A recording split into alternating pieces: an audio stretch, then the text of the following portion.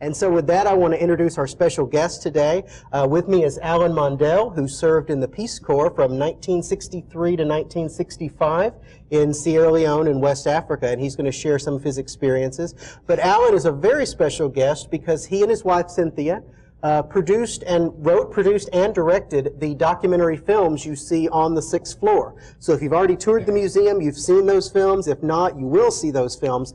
They have been an integral part of the 6th floor experience since we first opened back in 1989, over 22 years ago. So the Mondells are longtime friends and supporters of this institution. And Allen, we are glad to have you here today. Please join me in welcoming Allen Mondell.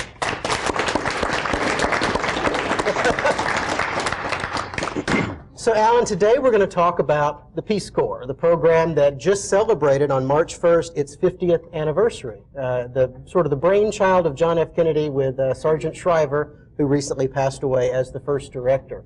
And this is you, Allen, isn't it? Around 1963? Yeah, that's me. That's me. I was younger then. And the interesting thing is, the two boys who were there with me were probably about your age, and today they're probably in their 50s. You know, it's really interesting because here you sit, you know, as 5th graders, and that's probably what they were back then. And yet, Allen, you don't look a day older, so that's great. Tell my wife that. Have you had contact with them since? Not those boys, but I have had contact with some others. Well, let's go back to the early 1960s, and Allen, you were actually inspired by President Kennedy to join the Peace Corps, and I think it might be beneficial for the younger folks in the audience to sort of describe what the Peace Corps was all about. I will. I'd like to ask two questions, particularly of the younger people. How many of you 5th graders were born in 1963? Okay, no, nobody, huh? Okay. I certainly am not going to ask the adults, you know, that. Okay, how many of you 5th graders have done any kind of volunteering? That is, you know, whether it was building a house, giving out food. How many have volunteered to do something in your community? Okay. Quite a few. There are quite a few of you. That's terrific. That's terrific. Because basically, that's what I did. I went to college in 1959, and in 1962, when I was a junior, well, actually, I was a senior, I was thinking about what I might want to do with my life. And in 1960, a couple years earlier, John Kennedy was elected president.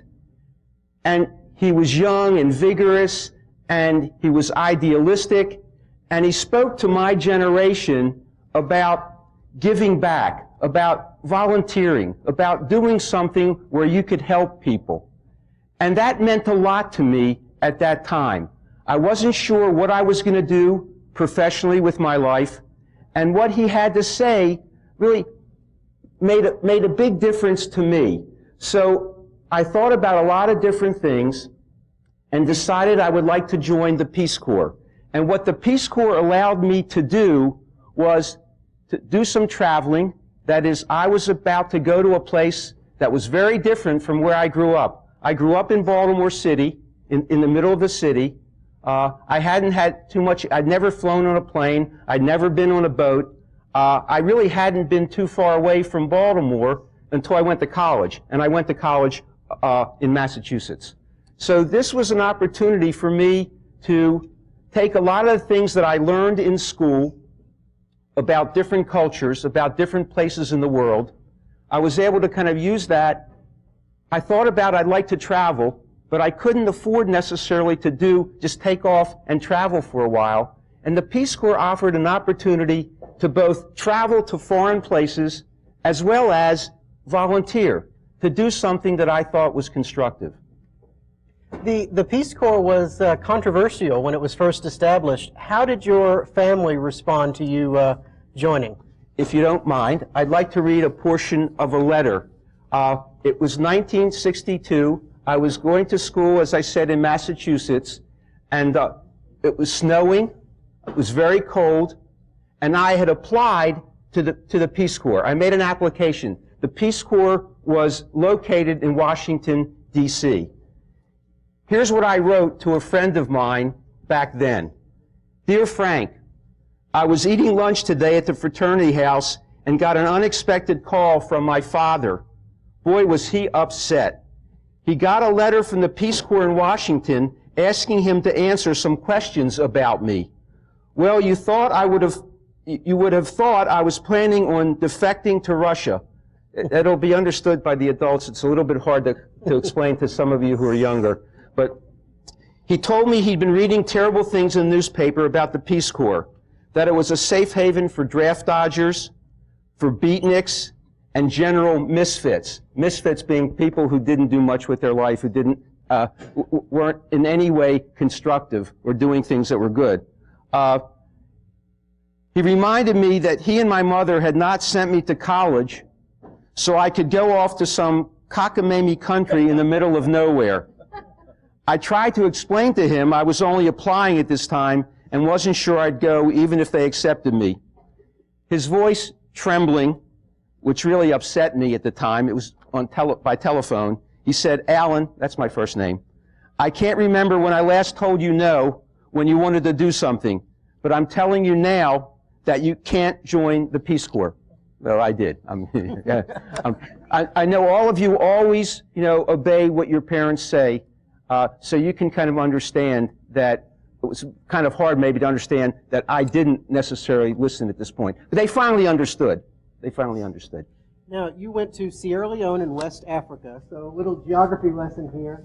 Alan, correct me if I'm wrong about this, but I'm placing Sierra Leone right about here. Is that correct? That's it. That's it, right there. So that is where you served in the Peace Corps. But first, before you went over there, you actually went to Cornell for some training. Tell me about that. Yeah. I graduated in June of 1963 in college, early, and about 2 weeks later, I went into training at Cornell University, which was in upstate New York. In the early years of the Peace Corps, we would train at colleges and universities.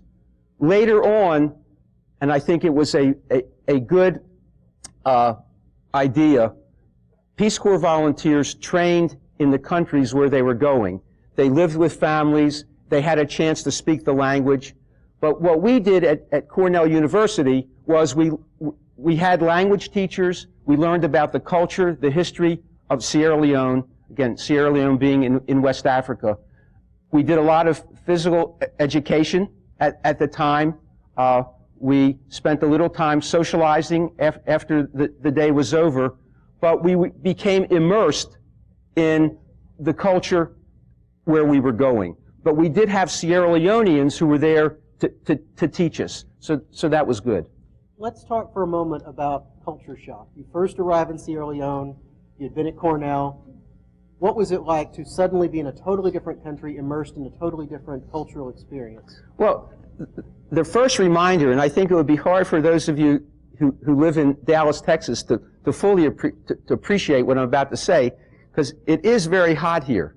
I got off a plane. It was my first flight. It was 1963, and I got off the plane, and at the time, it was a stairway. So you came off the stairway, and we were wearing coats and ties, the guys. The women were in dresses. And we got off the plane. We spent a few days in the capital city of Freetown, Sierra Leone, getting orientation.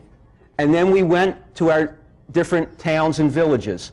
I went to a small town in the northern part of Sierra Leone, where I became a teacher. But I knew some of the language, but my students had to speak English because Sierra Leone was a former British colony. What I mean by that, it was ruled by the British up until 1961. So by the time I went there, it was only, it was not a colony for just 2 years. So it was independent. But they still had the British system in their schools. And I taught at a government school. And what that meant is the kids could only speak English.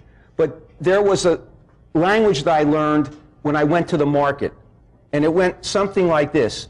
Kushebo, Audi Godigo, Misef, Awel, Ayusef. Anybody have any idea what I just said? Except for my wife and my daughter. Okay. Kushebo, hi friend. You know, Audi Godigo. How are things? How are you doing? You know, Misef, Awel, me, I'm well. I mean, I know to some of the adults, it sounds like a Creole that you might hear, you know, in New Orleans or Louisiana. But it is a language all to itself. And then there was the tribal language. Many of the countries in Africa, most, have tribes. And there are still very strong tribes there. So I did learn a tribal language, but we learned this other language called Creole for a much longer period of time while we were training. The tribal language I didn't speak very much, so here's the first couple minutes of a conversation in a tribal language. Let's see.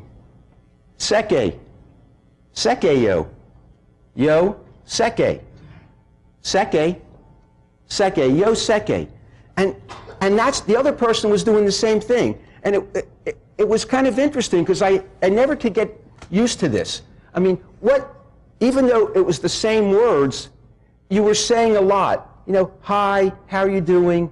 I'm well, how's your family? All of that was bound up in just these few words. I couldn't get beyond that. So we'd either go into this Creole language or English. But at the school, it was a government school, which meant that kids had to pay some tuition, and the school was everything from it went from the 7th grade through what we would call the 12th grade. So I didn't teach in an elementary school, and I think all of you would still be kind of in elementary schools. But I taught what we would call middle school and high school. The students lived there. They paid a small tuition to go there, and a lot of families were very poor. And education meant a lot to these kids. When they went there, and I lived at the school, they had housing. Well, the picture that Stephen showed you in the beginning with the two boys, I was sitting on the porch in front of the house where I lived. I moved in with another Peace Corps volunteer when I came to Sierra Leone. There's one story I was telling someone recently. I ate rice a lot. 6 out of 7 nights a week, I would eat rice. It was mixed with some type of stew, with some type of leaf, with some type of meat, but it was very, very hot. I mean, the first time I had it, I remember I cried. It was so hot. But I got used to it. But in any case, I lived at the school, and the students could only speak English. And if they were caught not speaking English, not by us, there were several Americans who were there, a couple British, and then Sierra Leoneans. But they were not allowed, and they would be punished. And this brings up another thing which some of you may or may not understand. Who among you, that is the kids, know the term flogging? Does that mean anything to you? Well, the principal, if someone was caught doing something bad at the school, it was all boys, he would be sent to the principal, and the principal would take a ruler and hit him on the back, and maybe on the butt as well. But that was a common form, and that was something hard for us to get used to, because I would never send a student to the principal, because I didn't believe in flogging, in beating like that. But the principal, I mean, that was what the country, you know, that was one of the things that they did. Was that part of your training, that you weren't able to interfere with their culture? Well, you know, yeah. I mean, it's trying to be sensitive. I mean, I didn't believe in that, and I didn't have to do it. But I wasn't going to go to the principal and say, Mr. Henry, which was his last name, Mr. Henry, I don't believe that you should be flogging these boys. It was part of the culture. It didn't, as far as I know, while I was there, it didn't permanently, hurt anyone, but, it hurt. I mean, but not anything that lasted for very long. I want to look at a couple of these pictures that you provided to us. This one, the caption you sent me was, this is the pit crew and they're making mud bricks. Do you remember this? Yes. One of the things that the Peace Corps wanted you to do, and it's kind of like if any of you have worked, to help build a house, to volunteer to build a house. I don't know whether Habitat for Humanity is something that you recall or you know about. But what we did during our first Christmas vacation, we had off from school. And some of us volunteered to go to a town called Jimmy Bagbo. We went to this town and we volunteered to build a school. But we had to make the mud bricks while we were there. And that's what this is all about. So we spent one Christmas and got it started and got pretty far along. And that was pretty exciting to be able to do that. Looks like it was pretty warm during Christmas. Yeah, well, in Sierra Leone, West Africa, I mean, I would say the range was anywhere from the 90s to the hundreds, low hundreds, I don't remember very high hundreds, all the time. So yeah, as this gentleman is saying, it was just south where I was, just south of the equator. So it was hot. Now, I could have complained to people who grew up in Baltimore, but I certainly can't complain to people who have grown up in Texas, because it gets pretty hot here. I mean, summers here in Dallas are hotter than they were in Sierra Leone, but it was very humid during the rainy season. Yeah. And here we have the delivery of care packages, food supplies. Can you talk a little bit about that? Well, United States government has always made an effort to help out countries in need. And what this was, it was an opportunity to bring in food, and mainly that's probably rice. I don't remember exactly what this picture was, but it would have probably been rice. Even though the people there, their main crop was rice, I mean, they still kind of needed at times for rice to be brought in. So it would be, Freetown, the capital city, was right on the coast. So a boat would pull up, they'd unload the rice, and then by truck, they were called lorries, they would be brought up country and then taken to wherever they might go. Were you treated well by the natives? Did you experience prejudice or anything like that? No. We were really well received. I mean, America, in the developing world, in Africa, in parts of South America, particularly Africa, was really kind of well received. They really wanted to know about us. I mean, things have changed a lot in certain places in the last 40 to 50 years. But back then, I mean, they really enjoyed and wanted us to be there. So, no, there wasn't prejudice. I mean, I was telling somebody recently that there wasn't any place in Sierra Leone or in West Africa that I wouldn't walk day or night any time. I mean, I just felt very, very safe there. The people were really kind of generous, really kind. I mean, they don't have as much as so many of us in this country have, but what they gave us was a kindness, a friendship that was long-lasting. I mean, one of the things, a student of mine went to high school in Baltimore. It's like an exchange student. I guess, again, the fifth graders might not be aware of this, but almost like, not like a pen pal, but I want to say he was someone who went to high school in Baltimore, then went on to Yale, to college, and became an engineer, and stayed in the United States. And part of the reason he stayed in the United States, because in certain African countries, there have been real problems. I mean, if any of you, I know the adults are, but any of you young people are aware of what's going on in Libya, in Egypt, there are things like, and all of which are Africa, but they're North Africa. That sort of thing was taking place and continues to take place, in what's called sub-Saharan Africa. And sub-Saharan Africa means below the Sahara. Sahara is a large, very vast desert that separates the north, from the south. At any time, Alan, during your years with the Peace Corps, did you ever regret the decision? No, I never ever regret it. There have been 200,000 Peace Corps volunteers since 1961, and I've had a chance to talk to a lot of them, and for many of us, it changed our lives. It set us on a course that many of us continue today. That course is giving back. I mean, I still believe in one person on a one-on-one basis who cares can make a difference. And that's an ideal that I brought from those years to today.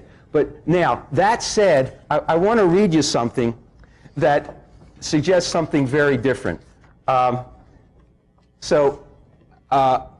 with me. These are some excerpts from an editorial in a Sierra Leonean newspaper dated February 17th, 1964, under the headline, "How Not to Make Friends." How not to make friends. The incident took place in Freetown, the capital city. I was visiting the capital city then from where I lived in the northern part of Sierra Leone. There was a crowd of about 30 people, and they got the lesson very well. I hope they will read this, but in the meantime, I hope the American charge d'affaires, that's someone at the embassy, will read this and have some very sharp words to say. The users of Willie's Jeep, that's a car, had a flat outside my house at about 8:45 in the morning. Parked immediately in front of my house was my car and my brother's. The people in the Willie's Jeep parked across my car, and actually, I think they meant the driveway, blocking it in. That was bad enough because it was inconsiderate, as it meant that I could not move until they had finished. But what was worse was that another 15 feet could have cleared both cars. Eventually, this is what they did. The man looked out the window and told us to move the car. In the article in this newspaper, he said, they talked about being Americans and a lot more. As they carried on in their peculiar twang, I was looking at the faces of the crowd and other residents in our street. As I watched and listened, I thought about the anti-American events in Ghana. Ghana is another West African country. Are we to take American aid with American insults? Has the Peace Corps a belligerent arm?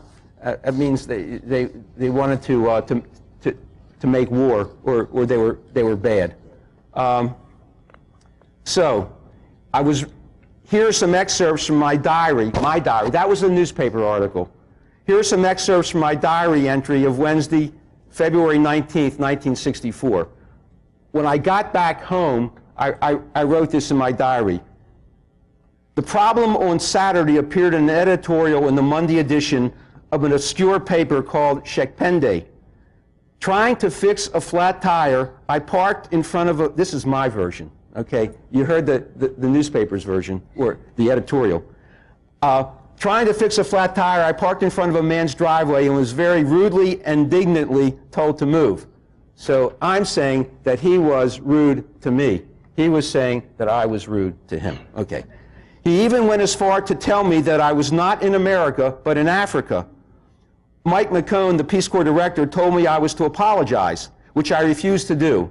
I told Mike I would apologize for inconveniencing the man in his driveway, but not for the way I talked to him. If anything, he owed me an apology. Lamar King, the director of a nonprofit in Freetown, Mike and I, so three of us, went to see the man. After a brief introduction, Mike and Lamar King said how sorry they were, and all that the man could say was, "You really did not have to come. I needed something to write." So there you go. It talks about kind of Sierra Leoneans were really friendly. But, you know, incidents like this took place. Then I'm just going to read a little bit more. Then on the way back to Maburka, which is the town where I lived, I swerved to miss a sheep, and the animal moved back into the Jeep. I went into a ditch and came back on the road in a matter of seconds. I'm not really sure what happened after making contact with the sheep.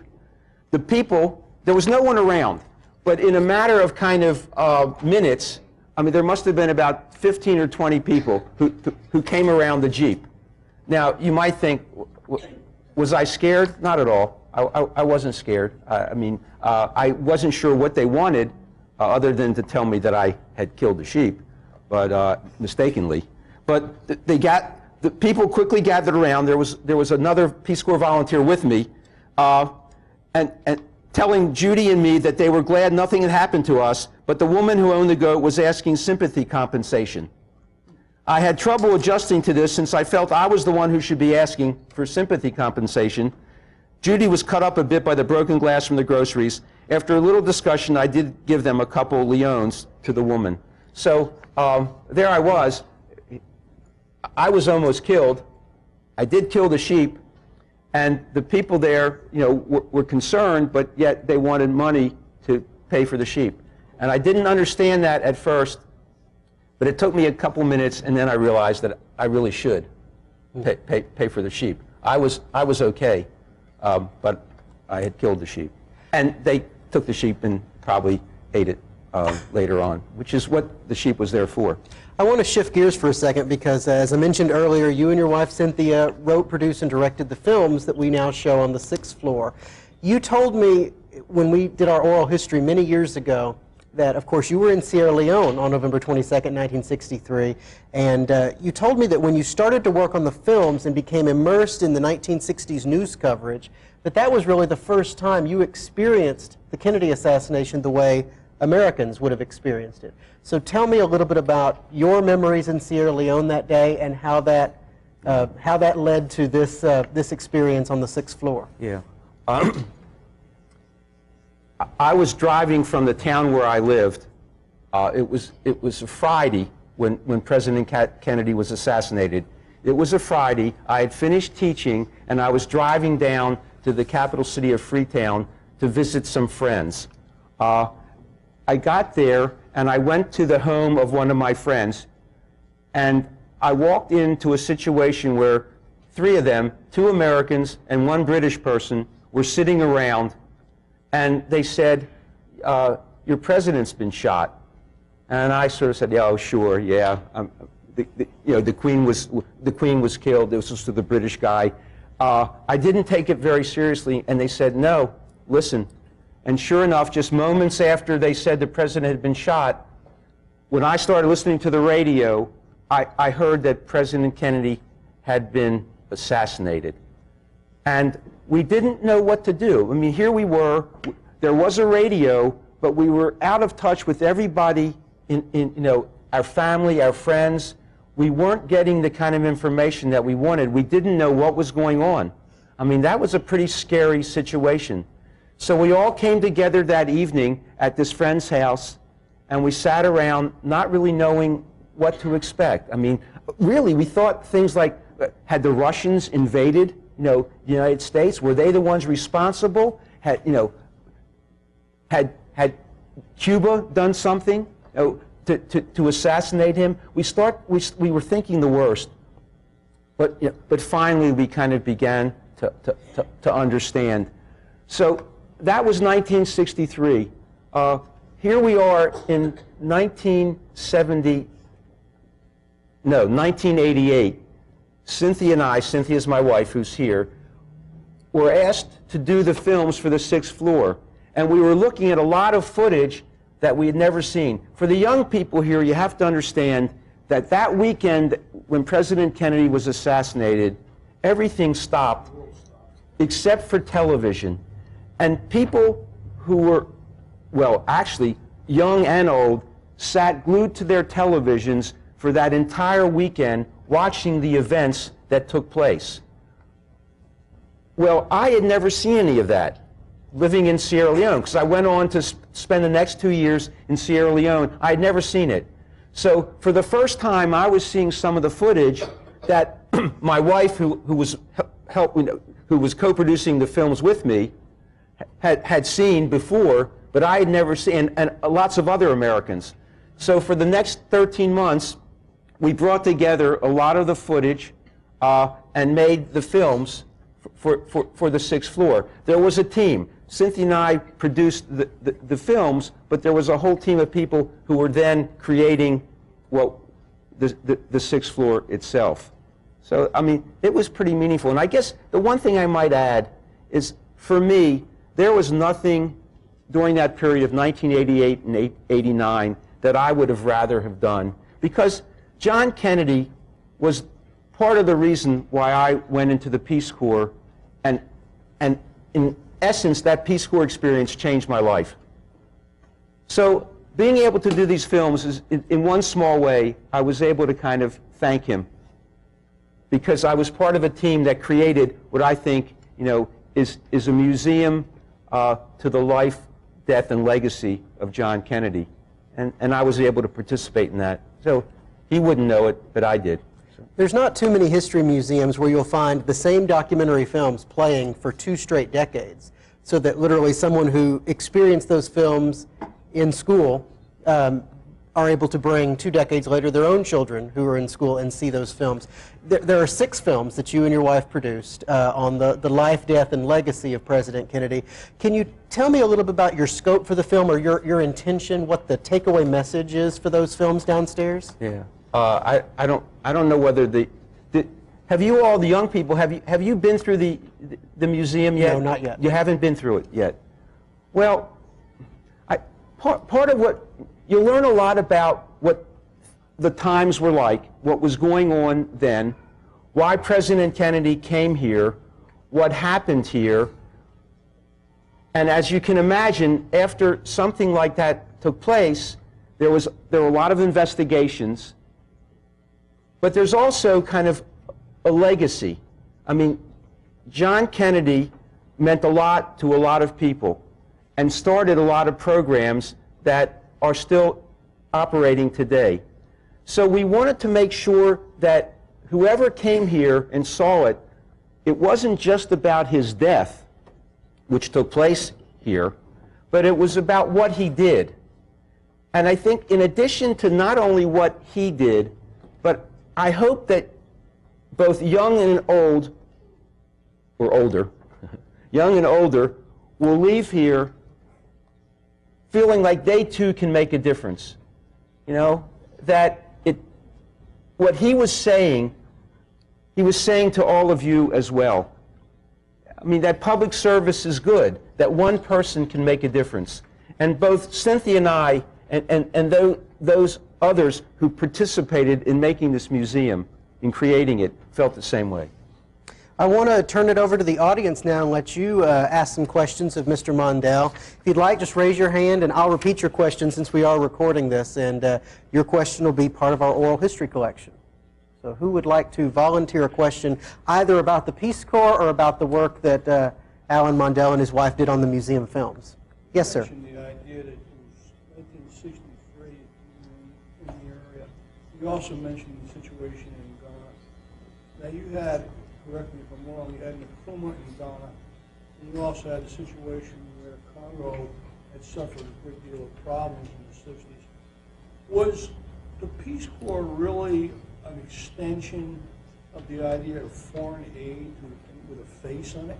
Yeah. In terms of, okay, we're not just throwing dollars at a situation.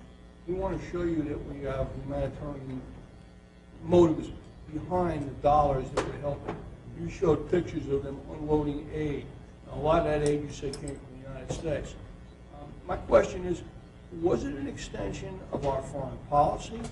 I mean, the answer is yes, but in a different way. I mean, so much of our foreign policy was embassies in the developing world, was aid to the developing world, but we Americans tended to kind of cloister ourselves in compounds, and the Peace Corps was an opportunity to let the developing world get to know us as individuals.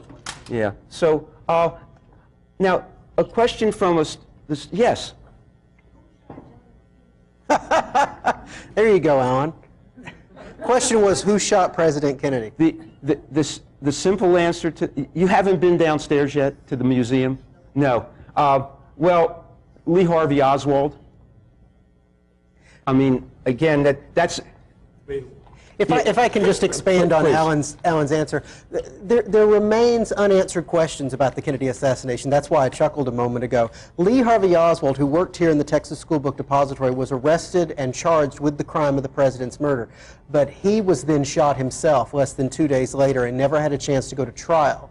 And while there is evidence linking Oswald to the crime, evidence found here in this building, there remains unanswered questions. And so today, people continue to discuss and debate, sometimes rather forcefully, whether Lee Harvey Oswald shot the president alone or whether there may have been a conspiracy involving one or more individuals. So that's the short answer, but you'll learn more about that when you have the chance to tour the 6th floor. But that's a good question. That's a question that people have been asking for nearly half a century now. Other questions for Mr. Mondell about the Peace Corps or about the museum films? Yes. The question was, what year did I start thinking about, oh, wait a minute, the Peace Corps or the 6th floor museum? The museum? Question is, when did I start thinking about it? Well, Dallasites started thinking about it not too long after President Kennedy was assassinated. But it took a long time before it actually became a reality. Because in Dallas and in Texas, there was a lot of concern about how people related to Dallas and to Texas. I mean, it was a very negative image that people, had of what Texans were like. I mean, a lot of people blamed Dallas for President Kennedy's assassination.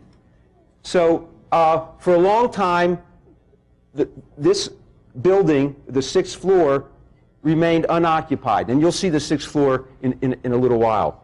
And they didn't know what to do with it. And it took some very far-seeking individuals, visionary individuals, to make it come to pass. I mean, but it took a lot. I mean, very quickly. I was talking to someone who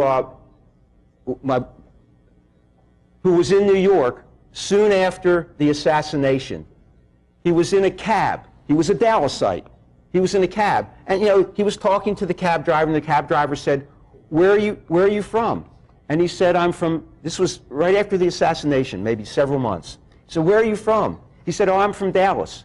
The cab driver stopped his car and made the man get out of the car because he was blaming this man for assassinating President Kennedy, being part of a city, that did that. And again, this was someone we talked to personally, whom we knew personally. So that was part of the reaction. Eventually, it did get made. We have time for about 2 more questions. Anyone else? And we'll take those over there.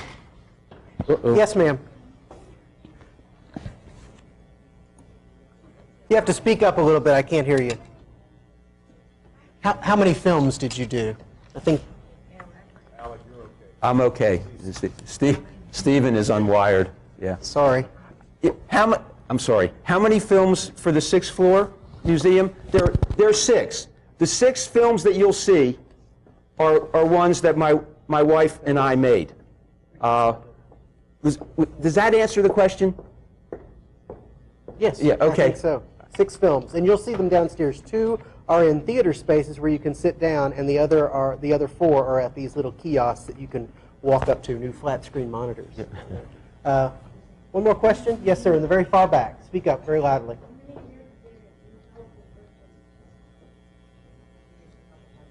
Oh, how many years did you help the president? I'm guessing in the Peace Corps. Oh.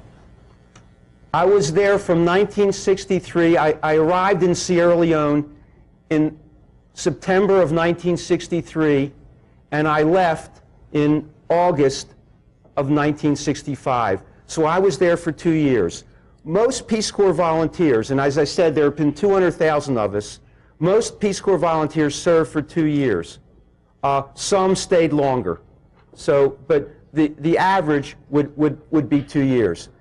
the average age of a Peace Corps volunteer today is about 28, although there are people of all ages who go into the Peace Corps. Thanks for asking that. Yeah, we'll take a couple over there. Yes, ma'am. Well, on March 1st of 1961, an executive order was signed by President Kennedy that formed the Peace Corps. So this is its 50th anniversary. This year, it's been in operation for 50 years. Yeah. Yes, ma'am. Well, I guess the best way to explain that is if you'll go to the website, it'll give you a list of qualifications that you need. And I'm afraid I don't know it. It'll be something like peacecorpsgov.org or .com. Oh, yeah, U.S. Government Peace Corps. I'm sorry I'm not being more specific with you, but I think that's the best way to answer that. Yes, sir. Mr. Mondell, you mentioned that you went to Cornell University, I guess, for training for the Peace Corps. What did that training involve? Okay. Well, we'd wake up in the morning and go for a run, and then we'd come back and do physical exercises, and then we'd go to class to hear about the history of Sierra Leone and about Africa, and then we would go to lunch, and then we would come back and we would do language and about the culture, which is a little different from the history. And there were Sierra Leoneans there who actually taught us. So it was a combination. Also, they talked about health. I mean, it was very important for us to understand what we might be facing in the way of health. I mean, do any of you know what malaria is? Not the adults, again. Any of the young people? Malaria? Well, okay. You do. Was that a question? Yeah. Okay. But anyway, so health was another subject that was covered very, very carefully. So, but that's basically it. The politics, the economics, the history, and then there was time after outside of the classroom, which I'll leave to your imagination. We're going to go ahead and end the program here. I do want to encourage you to please fill out your surveys because they do help us determine future programs for the museum. Allen might stay around for a couple minutes, so if you have additional questions, you can come up and meet him and answer those questions. The films that the Mondells produced that you'll see on the 6th floor, those are available if you'd like to take those home. They're on DVD in the museum store downstairs. Please join me in thanking Allen Mondell for being with us today. Thank you. Sorry.